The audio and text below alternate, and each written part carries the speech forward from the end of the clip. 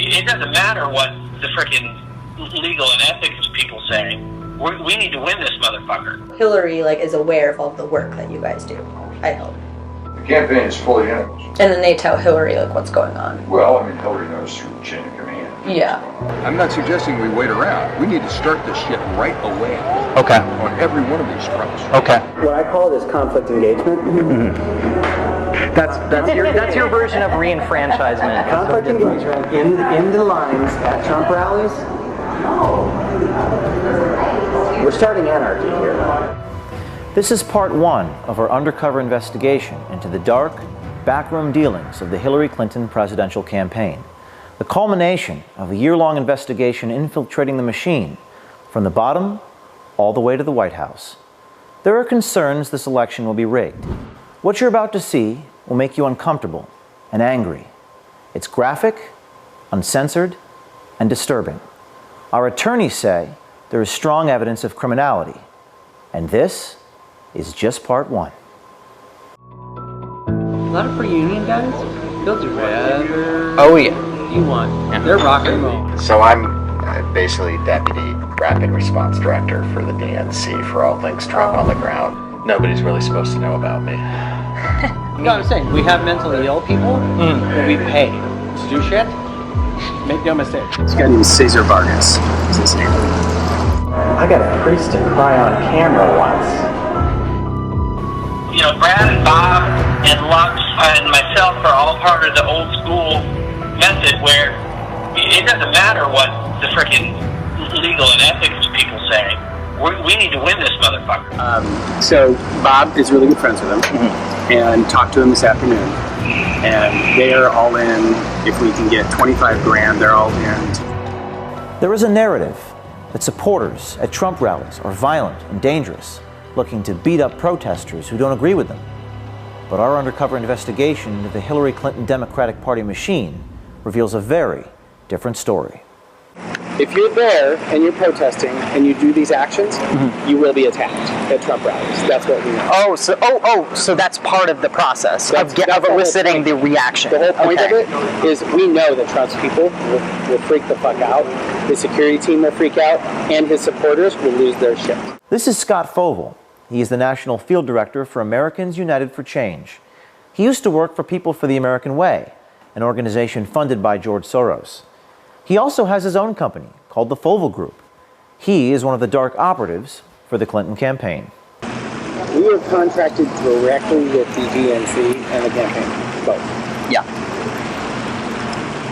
I am contracted to him, but I answer to the head of special events for the DNC and the head of the special events and political for the campaign. The campaign pays DNC, DNC pays Democracy Partners pays the Fovel Group, the Fovel Group goes and executes the shit on the ground. Democracy Partners is a private political consulting company with deep ties to Hillary Clinton, Barack Obama's White House, and the Democratic National Committee.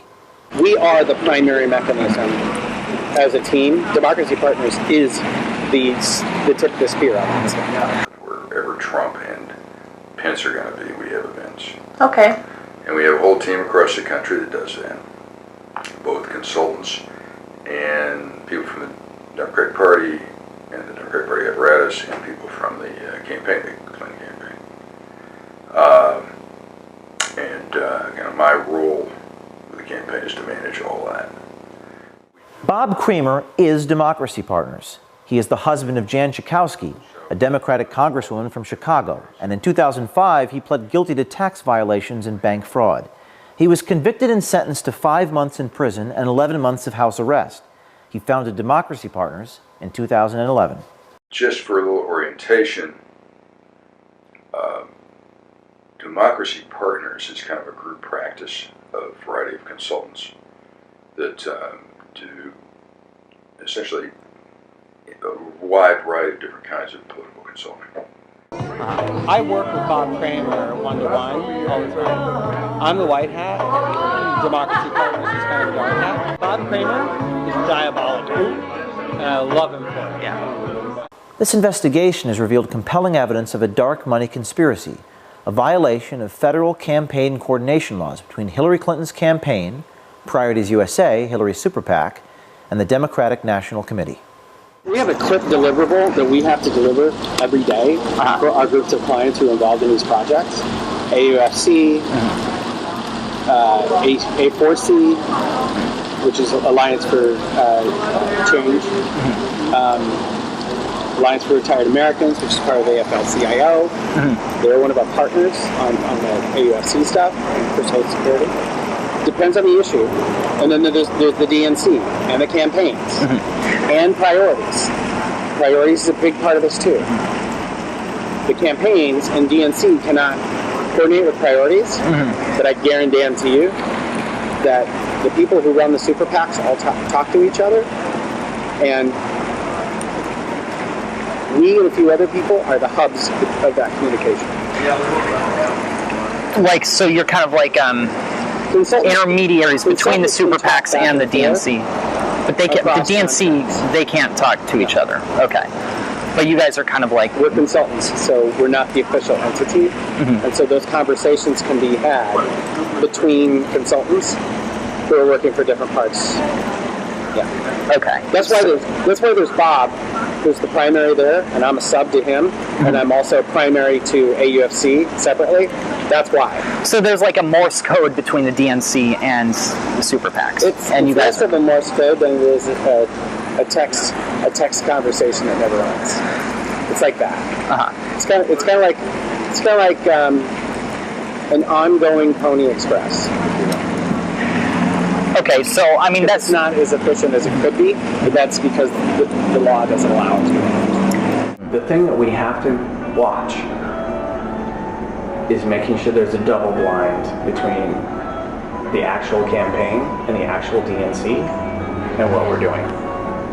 There's a double blind there. So that they can plausibly deny that they knew anything about it. Scott Fovel is Kramer's attack dog. Fovel and his people train the agitators to go to Trump rallies, and nothing is left to chance. There's a script. Oh, there is a script. There's a script. Okay. There's a script of engagement. Sometimes the crazies bite, and sometimes the crazies don't bite. They're starting confrontations in the line, right? They're not starting confrontations to volunteers in the rally, because once they're inside the rally, they're under Secret Service's control. When they're outside the rally, they're more effective out. They're harder to get in. The media will cover it no matter where it happens. I assume it's always in the rally. Initiating the conflict by having leading conversations with people who are naturally psychotic. Right. Okay, I mean, honestly, it is not hard to get some of these assholes to pop off. Right. It's a matter of showing up to want to get into the rally in a Planned Parenthood t-shirt. Or, you know, Trump is a Nazi. You know, you can message to draw them out and draw them to punch you. Fovel boasts about the extent of his network of operatives. So here, you have a schedule of events. We update this on an ongoing, rolling basis every morning. Those are all the Trump appearances. These are all the Trump and Pence appearances. Tomorrow, for instance, we are turning out 500 people in front of the Trump International in D.C. We have to have people prepared to go wherever these events are, which means we have to have a central kind of agitator training. Yep. Now, we have a built-in group of people in New York who do this. Okay. We have a built-in group of people in D.C. who do this. I was going to say, are they localized? We have a group of people in Vegas. We have a group of people in Colorado. We have a group of people in Minneapolis. So I'm basically Deputy Rapid Response Director for the DNC for all things Trump on the ground. This guy is Aaron Black. He works full-time for Kramer at Democracy Partners. He directs the spontaneous protests at Trump and Pence events. His real name is actually Aaron Minter.